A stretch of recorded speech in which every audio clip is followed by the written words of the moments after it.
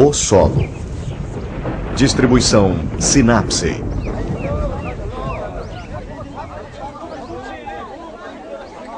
Fazendeiros de várias partes do mundo se reúnem. Eles colocam arroz cozido em sacos de cebola ou em caixas de cedro.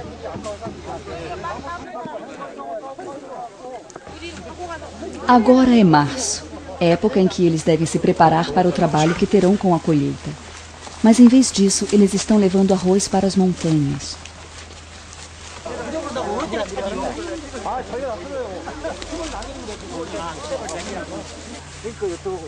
Eles param num campo de bambu. Depois de cavarem com as enxadas, eles enterram os sacos e as caixas de arroz que trouxeram.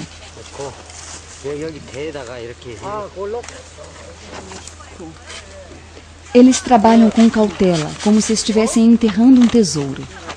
O arroz enterrado é coberto com papel para que o ar possa entrar. Parece um ritual secreto.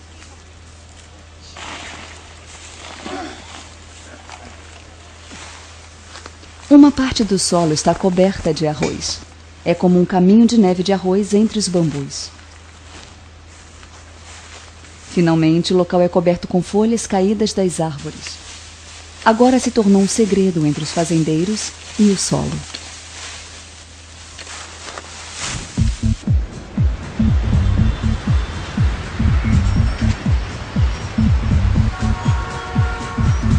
Na cidade, a altura é o mais importante para as plantas. Ao saírem da terra, as plantas crescem verticalmente e não param de subir. Para muitas pessoas, seria conveniente viver sem ter sujeira por perto. Mas algumas pessoas vivem como antigamente e usam a terra para fazer roupas. É como se as cores do solo possuíssem um segredo.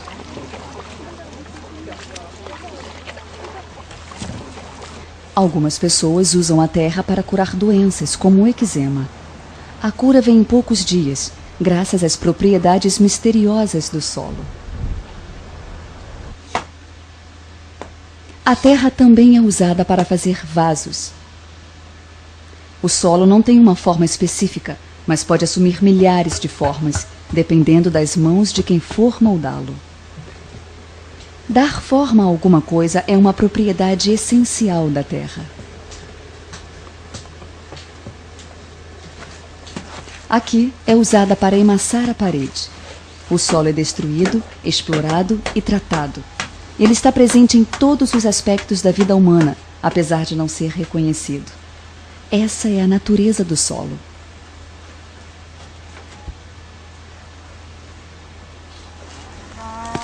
Há muito tempo, o homem e o solo convivem.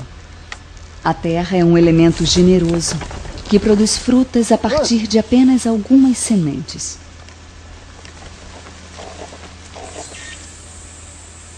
Outros seres sabem muito bem disso.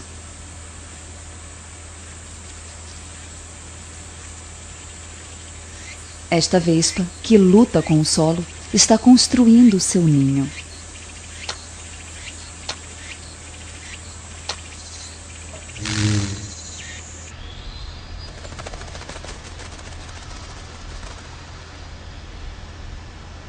Na primavera, as andorinhas também constroem seus lares, em vez de procurarem comida. A briga pela terra vira uma competição.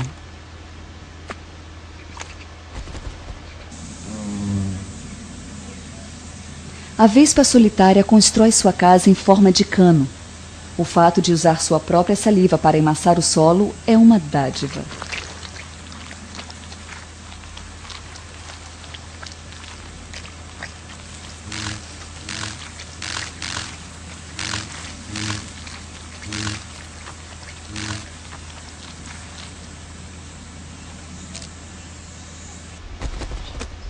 As andorinhas fazem seus ninhos com palhas e raízes de plantas secas.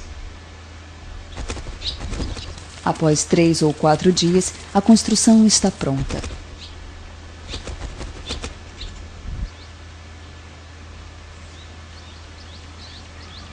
O martim pescador constrói seu ninho dentro de um rochedo de terra.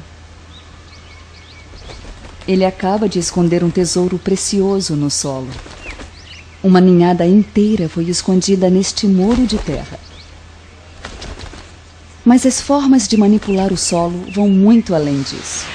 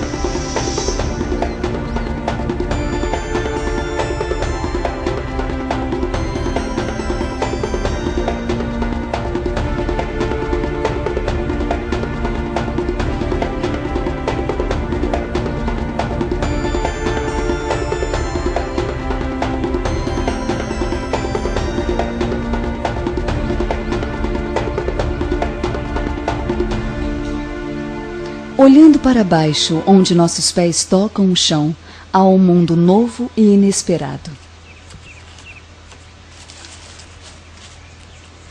O besouro tigre fêmea colorido está brigando com uma minhoca indefesa.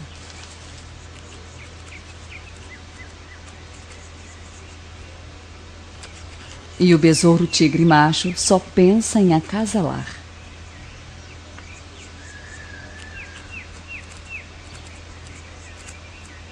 Após o acasalamento, a fêmea usa o quadril para cavar o solo e depositar os seus ovos.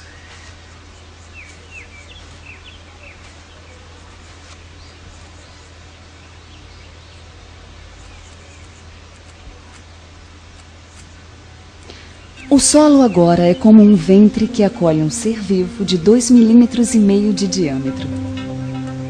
Abaixo do solo, encontra-se o refúgio de seres pequenos que usam a terra como esconderijo contra predadores e como um abrigo onde criam suas proles. Há mais de 150 mil seres vivos em apenas 1 metro quadrado de solo, incluindo ovos de insetos, larvas e adultos.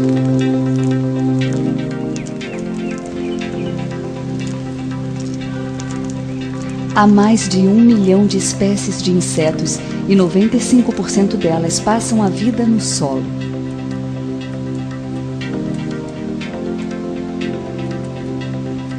Uma minhoca sai de um ovo que lembra um grão de arroz. Apesar de estar amarela, a minhoca ficará avermelhada ao absorver o ferro oxidado do solo. Ela passará a vida toda rastejando no solo.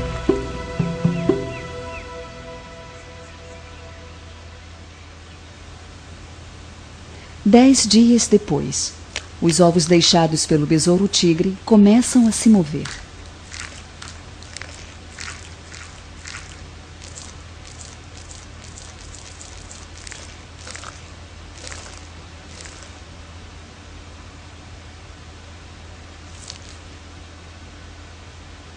A cabeça é enorme comparada ao resto do corpo. Por instinto, ele começa a cavar um túnel para cima. Sua cabeça é usada como arma.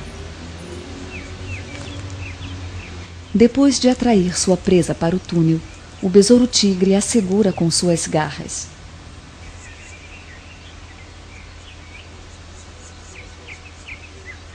Debaixo desta pedra grande, onde as folhas não conseguem chegar, há muitos buracos pequenos. A briga está feia aqui. Uma série de golpes rápidos. Paralisada pelas picadas do predador, a formiga indefesa escorrega pela areia.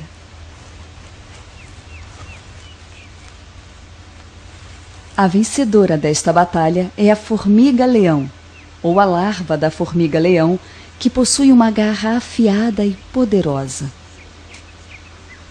O seu corpo age como um radar e é super sensível. a formiga-leão faz uma armadilha em forma de funil na terra seca que encontrou na sombra.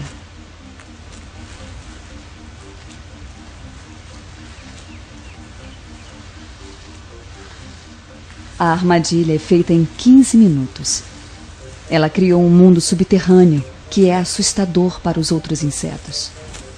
Os insetos que passam analisam o perigo.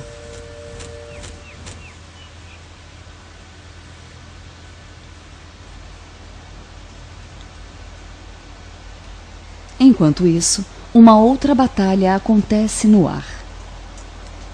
Com uma energia total de 4,7 quilocalorias por grama,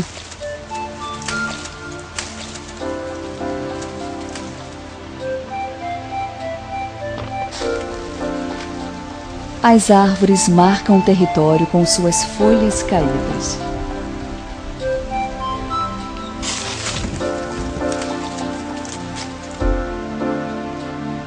As árvores protegem suas raízes da neve e da chuva com uma camada de folhas que também previne que o solo não desapareça.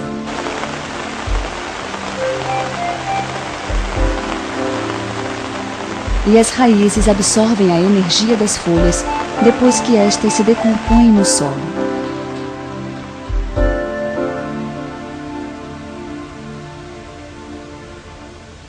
A luz solar é fraca, há bastante umidade e muita comida. Debaixo do manto de folhas há um refúgio para os insetos pequenos.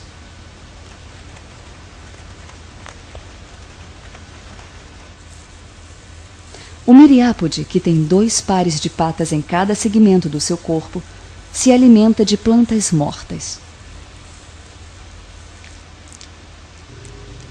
Este ser, com corpo longo e amarelado, é um plateuminto livre, que só pode viver em áreas muito úmidas. Ele cria um rastro de mucosa para deslizar lentamente pelo solo.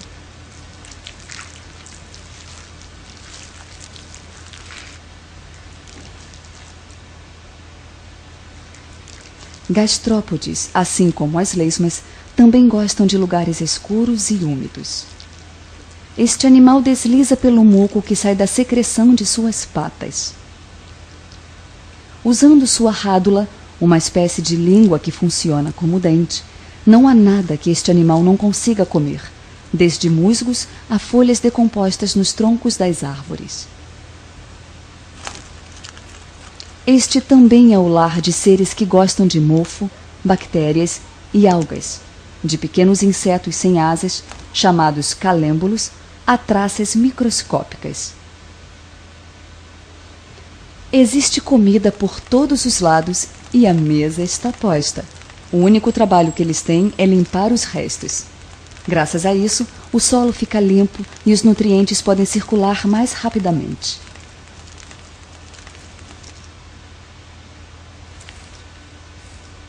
Achamos 2 ferrões. Esta pequena criatura, de apenas 3 milímetros, é um pseudo-escorpião. Esta é uma traça de apenas 1 milímetro. O pseudo-escorpião corre atrás dela com seus ferrões apostos. O predador fisga sua presa. Assim é a vida desses pequenos seres. Muita gente nem imagina como é o mundo microscópico.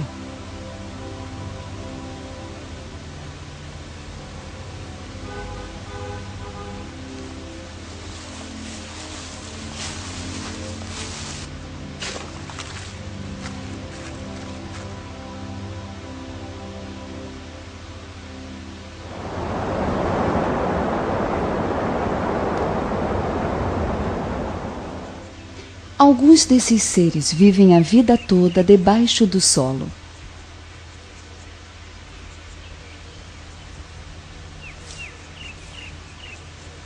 Na área úmida debaixo das raízes de uma árvore, a cigarra ainda é uma larva.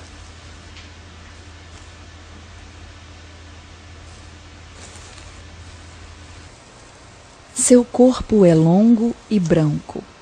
Esta é a larva de um besouro com pintas brancas. Ele nasceu há 6 meses. Esta fase é crucial. Passou um mês vivendo num casulo. Ele renasceu para se transformar num besouro com pintas brancas adulto.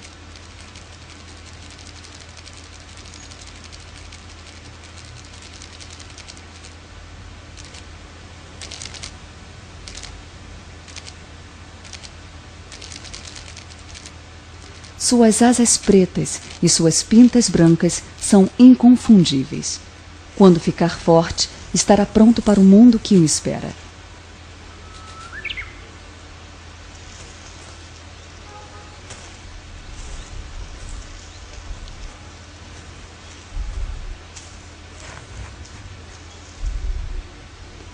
Foram 3 estações no solo. Agora, finalmente, o besouro com pintas brancas se liberta e chega à superfície. Um grilo topeira que vive na terra. O habitat deste inseto é basicamente subterrâneo. Ele é um ótimo cavador de túneis. Neste momento, uma formiga o ataca. O grilo fica preso por causa de um jato de secreção.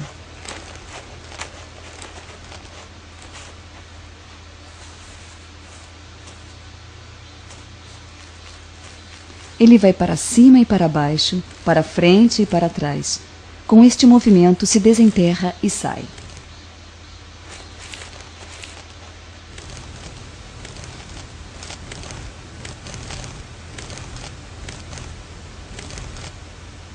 Este caminho é usado como passagem de água. Ele também passa a ser o lar de fungos, germes e pequenos insetos.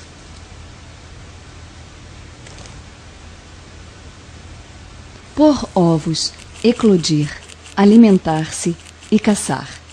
A vida do grilo topeira é basicamente subterrânea.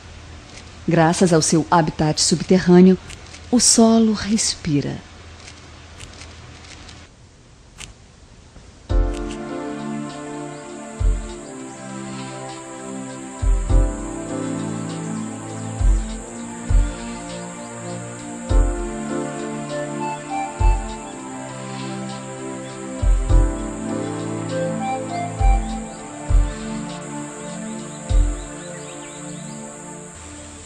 Um monte de terra é erguido como se fosse um muro. Pela forma destes blocos, a criatura que o fez deve ter um corpo longo.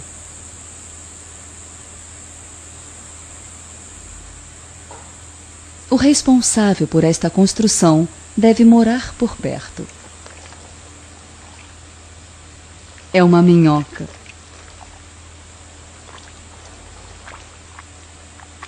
Na verdade, a torre foi feita com excrementos dela. É uma torre feita de terra com blocos do tamanho de um feijão. É uma fortaleza natural que não se desfaz com a chuva nem é destruída por predadores.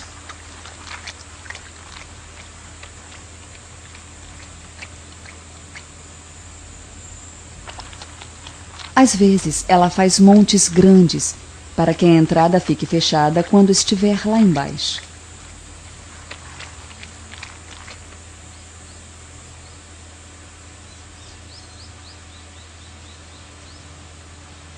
Ela come muito. Todo dia, ela ingere uma quantidade equivalente ao seu peso.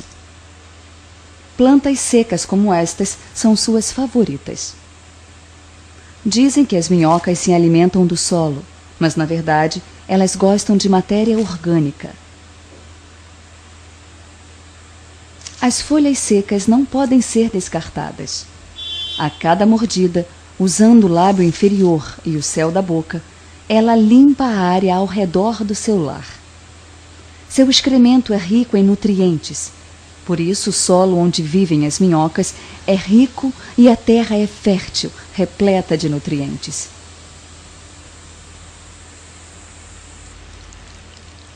Numa proporção menor, ela é tão forte quanto Hércules. Ela cava e se esconde, movendo terra equivalente a 50 vezes o seu peso. Este caminho drena a água, cria uma saída de ar e cria espaço para que as raízes possam passar. As cerdas pequenas e espinhosas ajudam o corpo a se movimentar para cima e para os lados. A minhoca possui um longo trato digestivo. Ela absorve muitos micro-organismos que se multiplicam quando a terra bruta entra no sistema digestivo. A terra evacuada pelas minhocas está repleta desses micro-organismos.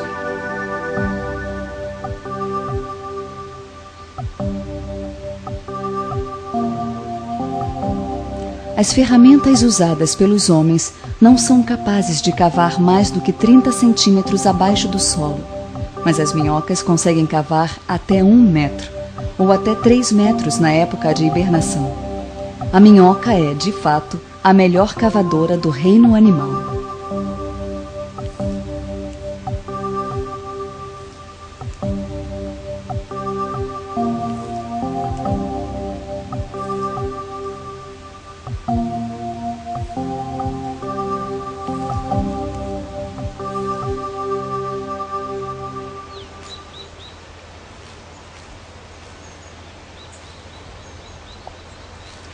Este animal é bastante conhecido, apesar de passar maior parte do tempo embaixo da superfície. Pelos seus movimentos, deve ser um animal bem grande. É uma topeira perambulando. A minhoca, que é rica em proteínas, é o prato preferido da topeira. Após arrancar a cabeça da minhoca, a topeira devora o seu corpo nutritivo. 10 minhocas são consideradas uma refeição.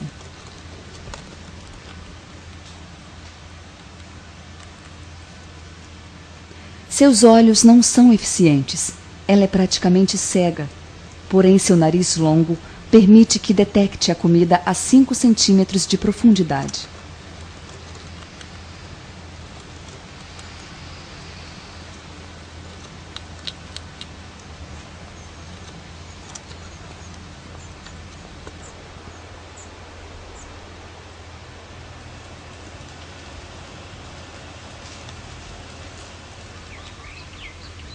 É muito raro ver a terra exposta.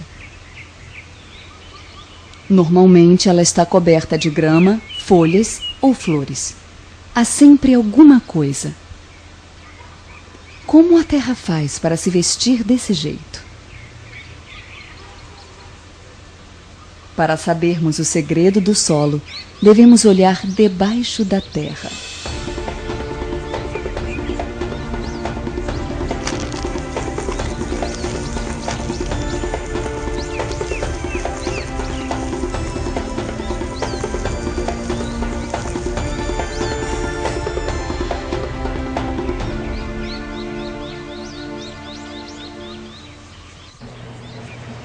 Talvez seja necessária a ajuda da ciência para vermos o que acontece debaixo da terra. Após diluirmos a terra com água a 1/1000º de sua densidade normal, colocamos uma gota dentro de um prato. É apenas uma gota, mas é um mundo inteiro além da nossa imaginação.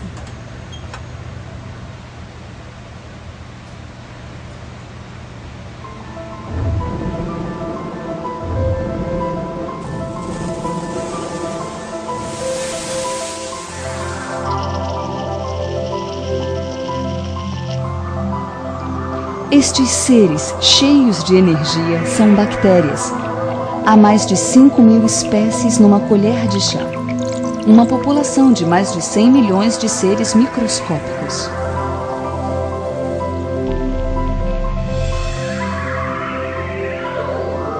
Eles procuram um lugar decente para viver, com oxigênio e temperatura ideal.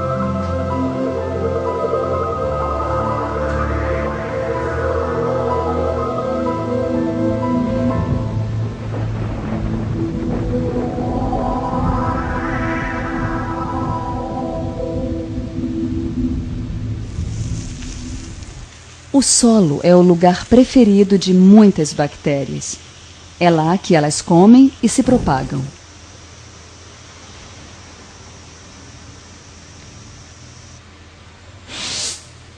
Isto tem 15 milionésimos de centímetro. É um número muito pequeno de se imaginar. A bactéria toca o solo e já faz parte dele. Este organismo se alimenta de ácido fosfórico. Quando há uma abundância desta substância no solo, a bactéria se torna essencial para reduzir sua quantidade. Um parasita interno que foi tratado com grande quantidade de fosfato e fertilizante.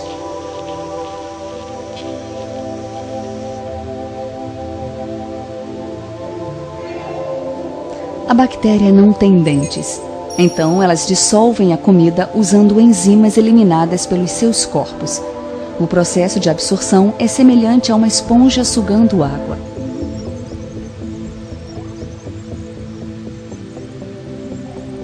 A estratégia de sobrevivência da bactéria depende de números e não de tamanho. As mais rápidas podem se dividir em 18 minutos, multiplicando-se rapidamente.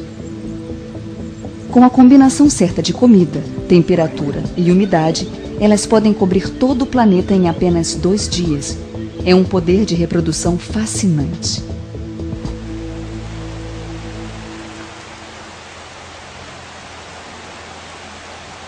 Depois da chuva, as montanhas emitem um odor do solo. Isto acontece por causa de uma substância chamada geosmina, emitida pelos actinomicetos. A reprodução é feita com germes como este. Muitos micro-organismos crescem debaixo de folhas secas e úmidas. Os organismos mais brancos são as hifas, que são massas de fungos filamentosos. Vistos separadamente, eles são muito pequenos.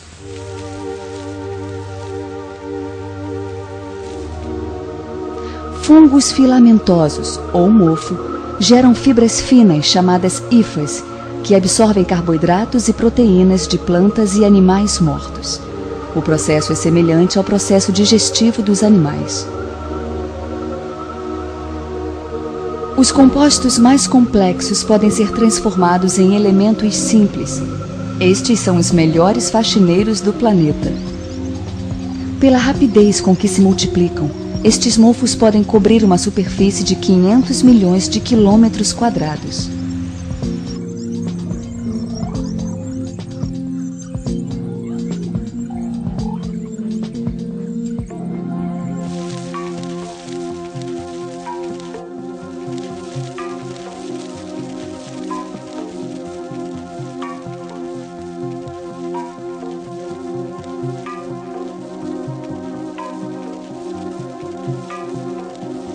Os germes possuem várias cores. Isto significa que há muitas espécies diferentes. Estes micro-organismos também entram em guerra. 2 espécies diferentes se encontram ao se espalhar. Elas não têm mais como crescer.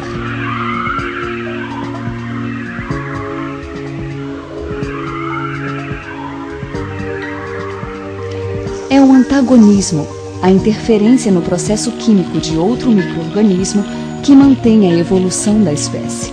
É por isso que micróbios patogênicos não podem crescer rápido.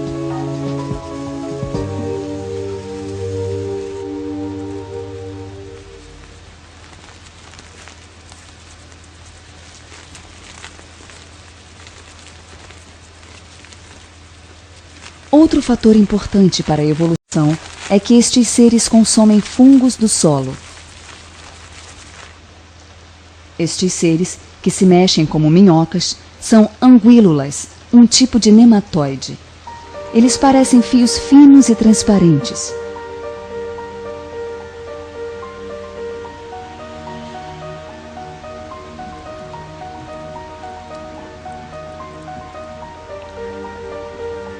Uma anguílula perfura uma hifa com sua boca em forma de seringa e suga carboidratos, proteínas e lipídios. O mofo causa doenças nas plantas, mas para o fungo patogênico, a anguílula é um predador assustador.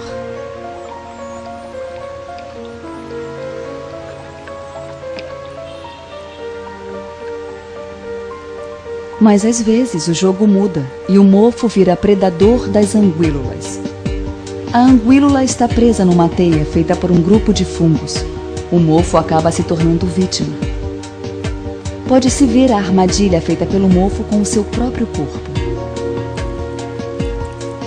Quando algo fica embolado aqui, não há como fugir desta substância pegajosa.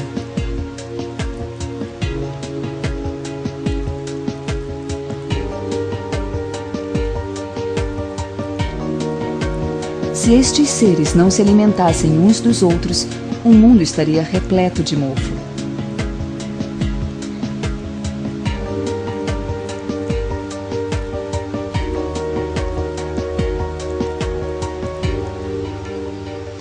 À primeira vista, o solo parece ser um terreno calmo, mas de perto podemos ver que é um mundo onde milhões de seres brigam uns com os outros.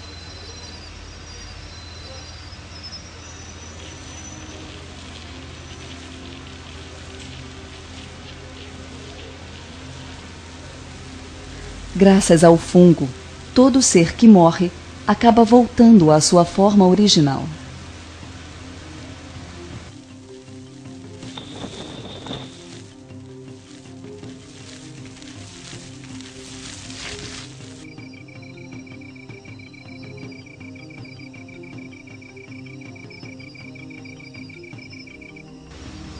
Como uma esponja, os organismos não são destruídos quando os seres humanos passam por cima.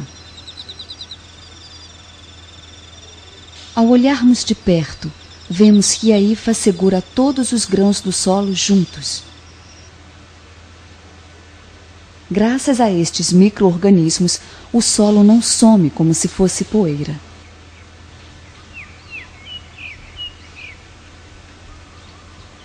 Deve haver um motivo pelo qual toda planta cria raízes no solo.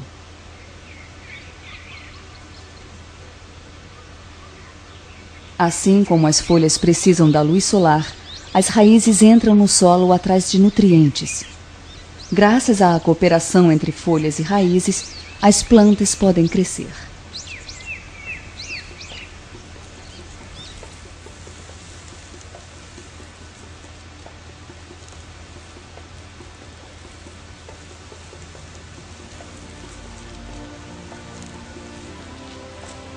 Uma raiz se ramifica e se multiplica sem parar, procurando oxigênio, umidade e nutrientes adequados para sustentar a planta. 1 metro abaixo da terra, ela cava cada vez mais e traça um novo caminho no solo.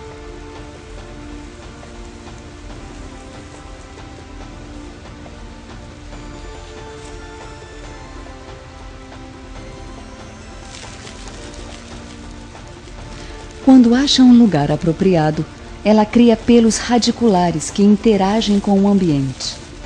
Água e nutrientes passam por este caminho.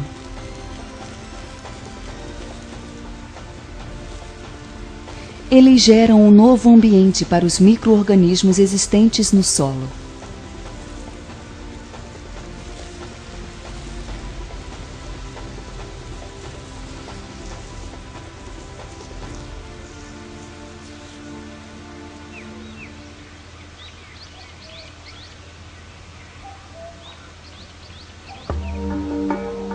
A água é sugada pelas raízes e sintetizada com ar e luz solar nos cloroplastos para fazer o açúcar das plantas conhecido como sacarídeo.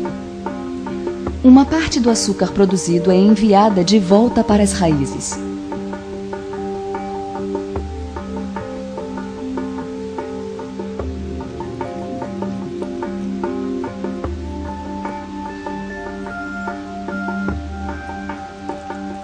Quase metade do açúcar produzido é enviado para as raízes. Muitos micro-organismos se aglomeram na raiz para se alimentar dos sacarídeos.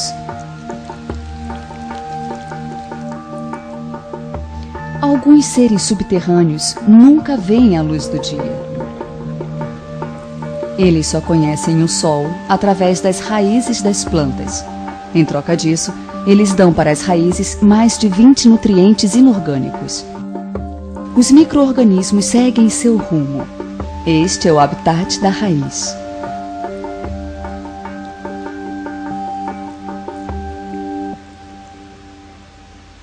A terra que não tem plantas contém poucos micro-organismos. Elas são unidas como agulha e linha. O fungo em forma de pérola é um micro-organismo encontrado nas micorrizas. Ele entra em fendas e rachaduras nas quais as raízes não conseguem entrar e recolhe nutrientes para os sacarídeos das plantas. Em relação à terra estéril, isso aumenta a absorção de nutrientes pela planta 200.000 vezes. As micorrizas aumentam as hifas e vivem nas células das raízes. Por causa disso, a planta ganha mais 30 centímetros de raiz.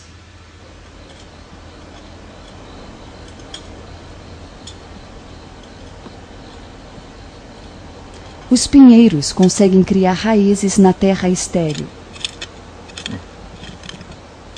Isso acontece graças a um fungo conhecido como cogumelo.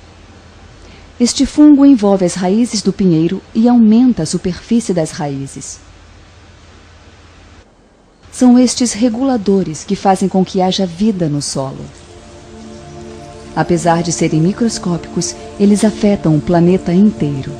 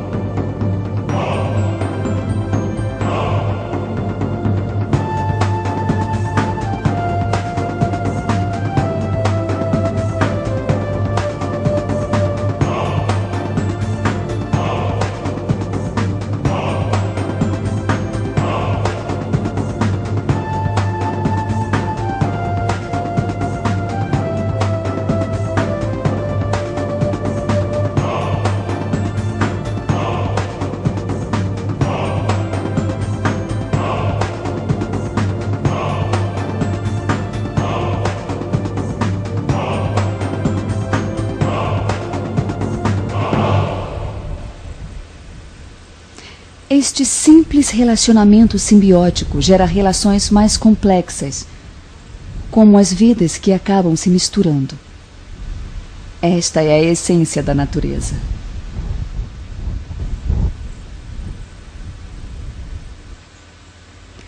As frutas também estão relacionadas a muitas plantas.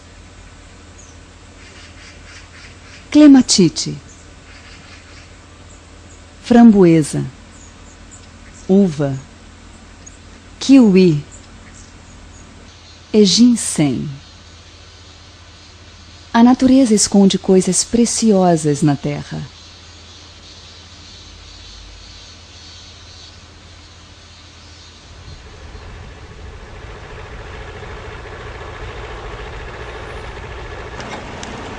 Os homens limpam a área para melhorar a colheita. Quando o solo está vazio, é tratado com fertilizantes químicos e pesticidas.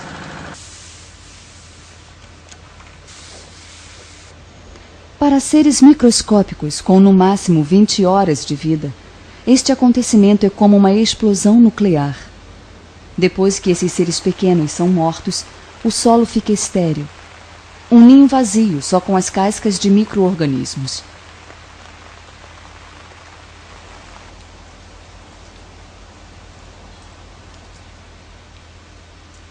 Os fazendeiros voltam à floresta de bambu depois de uma semana.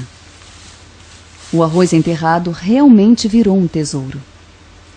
Ele se tornou novamente um ecossistema habitado por bilhões de micro-organismos.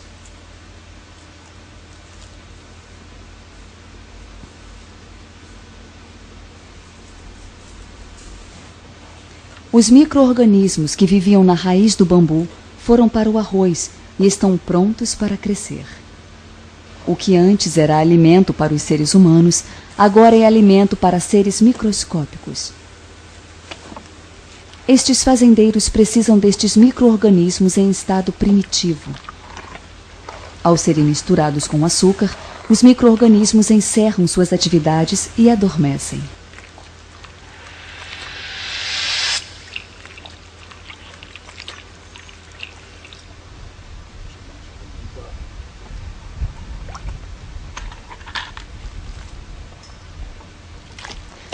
Quando o arroz chega aos campos, é misturado com água. Os micro-organismos são reativados. Em vez de usarem fertilizantes, os fazendeiros espalham o arroz pelos campos.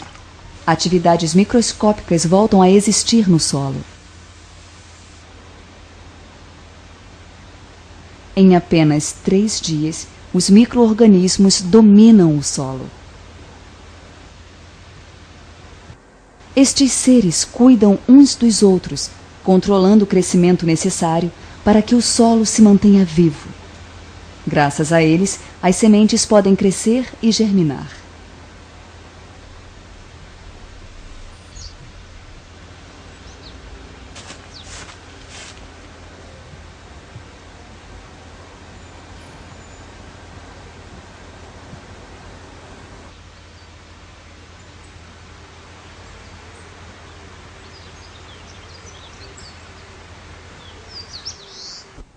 근데 이제 이렇게 올라가잖아, 그거.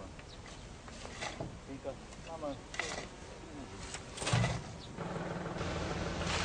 Em outro lugar, fazendeiros espalham uma mistura de terra com arroz em vez de usarem fertilizantes.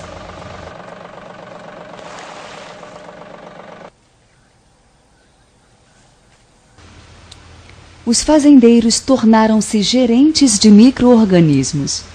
E os micro-organismos ajudam a aumentar a colheita. Este pomar está repleto de ervas daninhas, mas, ironicamente, o campo cresceu.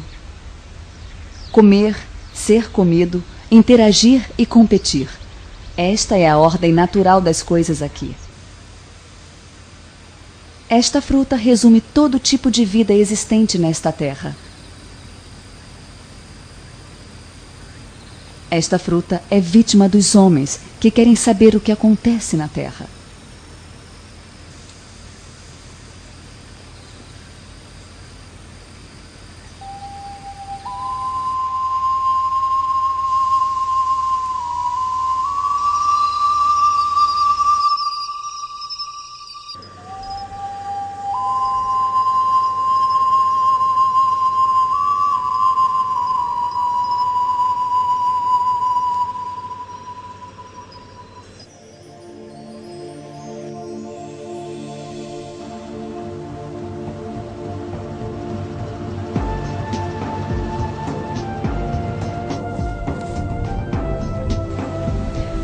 Fazendeiros que conhecem o segredo do solo enterram o arroz novamente.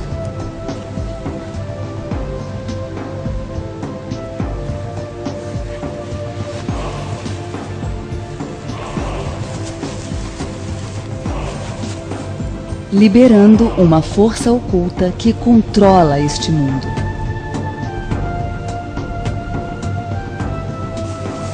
Depois de ser despejado, ele vai crescer e germinar, até controlar a vastidão da terra.